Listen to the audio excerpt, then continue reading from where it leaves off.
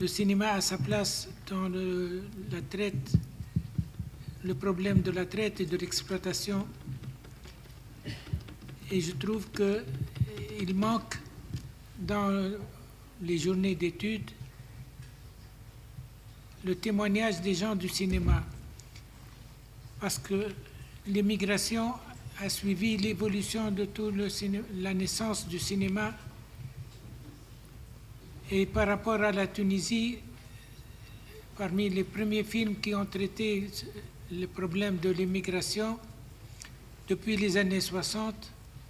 on a les ambassadeurs de Nasser Ktari et on a Traversé de Mahmoud Ben Mahmoud. Ce sont deux films prémonitoires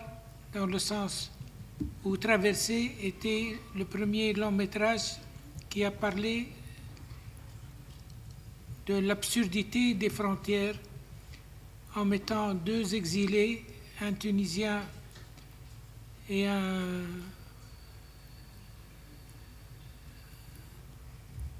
des pays de l'Est, enfermés dans un bateau, ne sachant plus refuser de passer la frontière et donc obligés de passer un temps indéterminé à l'intérieur du bateau qui est devenu une sorte de no man's land.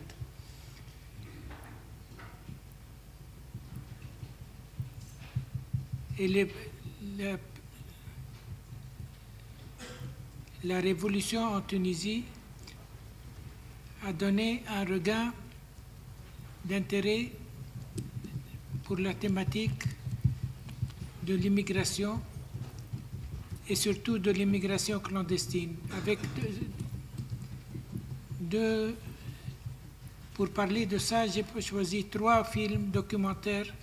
qui datent des années 2000. Un premier film qui s'appelle Aéroport à Mamlif, qui parle des raisons qui poussent la jeunesse à immigrer clandestinement. Donc c'est un portrait de la jeunesse désœuvrée d'une ville de la banlieue de Tunis,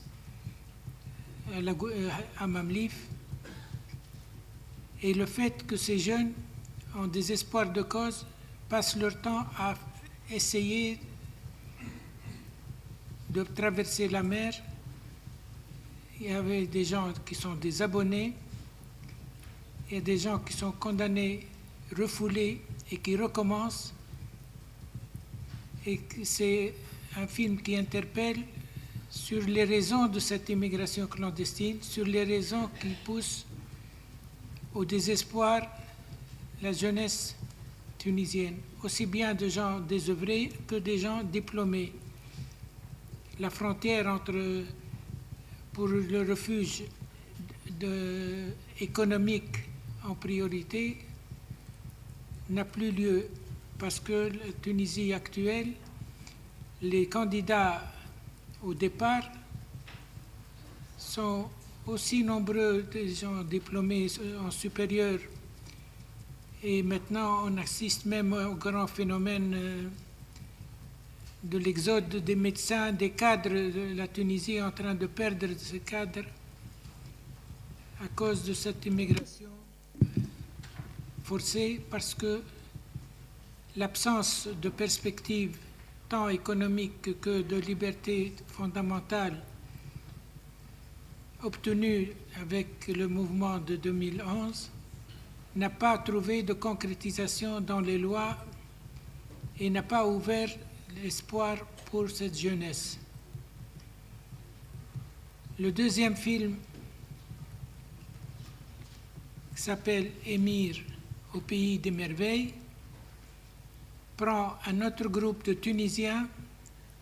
dans leur vécu clandestin à Paris. Donc la ville qui sont emprisonnés sous les ponts et dans les champs parisiens et qui vivent au jour le jour à la recherche d'un travail pour 1 jour, 2 jours, et le chômage et les relations ambiguës entretenues avec le système caritatif représenté par les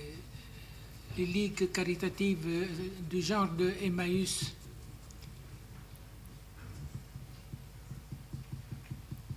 Le troisième film prend le point de départ sur le camp de Choucha, qui est connu en Tunisie pour avoir hébergé tous ceux qui ont fui la Libye, qui ont traversé le désert et qui ont été hébergés provisoirement pendant des mois à la frontière entre la Libye et la Tunisie. Ce camp n'existe plus parce que l'ONU a décidé après un certain temps qu'il n'y avait plus de raison de maintenir la présence des fonds pour garder ce camp. Mais la matière première de ce camp, qui était la multiplicité des réfugiés de toutes les nationalités, a donné naissance à un autre film, un documentaire qui est emblématique de cette période. Il s'appelle Babylone, un film réalisé par un trio de jeunes cinéastes tunisiens qui a dépassé la problématique de réfugiés pour parler de Babylone, de cette rencontre de toutes les civilisations, de gens qui parlent toutes les langues, qui se comprennent sans se connaître et qui vivent ensemble un moment jusqu'à la disparition de Choucha. C'est comme si c'était la naissance du monde et la fin d'un monde qui se prépare et sans savoir vers quoi on va aller. Donc le troisième film, Boza, fait la synthèse de cette problématique en traversant les frontières, en tournant depuis Choucha en Tunisie jusqu'au Maroc avec les frontières avec l'Espagne, jusqu'en Belgique avec le mouvement de solidarité entre les ONG belges et européennes en général contre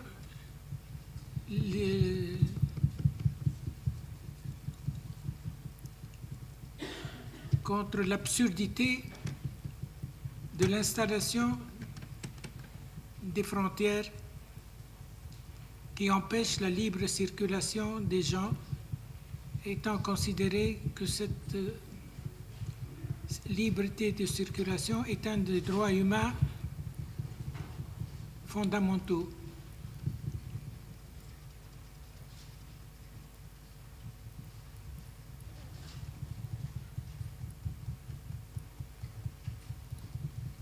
Et ce que je voudrais dire, c'est que l'importance du cinéma dans notre lutte pour cette liberté des droits humains et contre la traite des humains par d'autres humains ne fait que renforcer l'injustice qui dure avec la domination du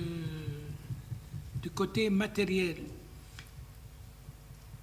Il s'agit de maintenir l'Afrique ou de maintenir les pays du tiers-monde dans un état de dépendance totale et de choisir les élites, de les intégrer et de refuser ceux qui sont demandeurs. Ils sont demandeurs de dignité avant d'être des demandeurs d'argent.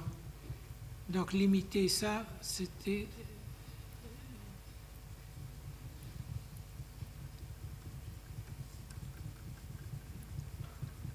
il y a eu un mouvement de révolte inter-européen avec les ONG qui ont abouti à un cri de ralliement qui s'appelait BOSA, qui était symbolisé par un sit-in dans les aéroports pour protester contre l'installation des frontières.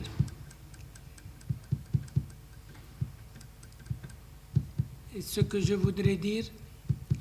c'est que ça manque ici.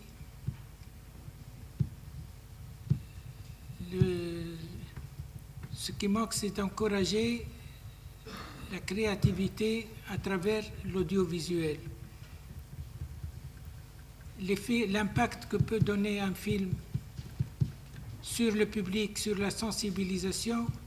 est beaucoup plus important et plus décisif dans certains cas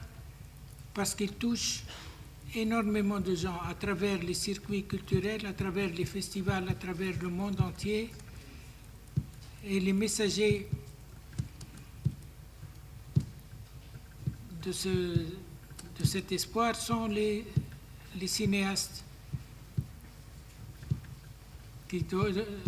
devraient être présents, et les organismes internationaux devraient encourager la production de films, aussi bien de fiction que de documentaires, parce que le moindre témoignage face à la caméra, dénonciation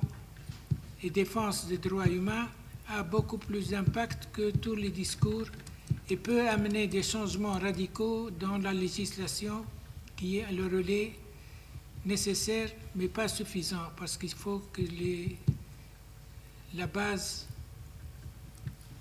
c'est la sensibilisation des gens pour défendre ces droits humains. Donc je propose que pour la séance, pour l'année prochaine, qu'il y ait des projections et pourquoi pas des bourses pour aborder des sujets qui traitent de la dignité humaine et de la thématique qui nous concerne sous forme de scénarios, sous forme de documentaires qui peuvent être aidés et présentés d'une année à l'autre. Je vous remercie.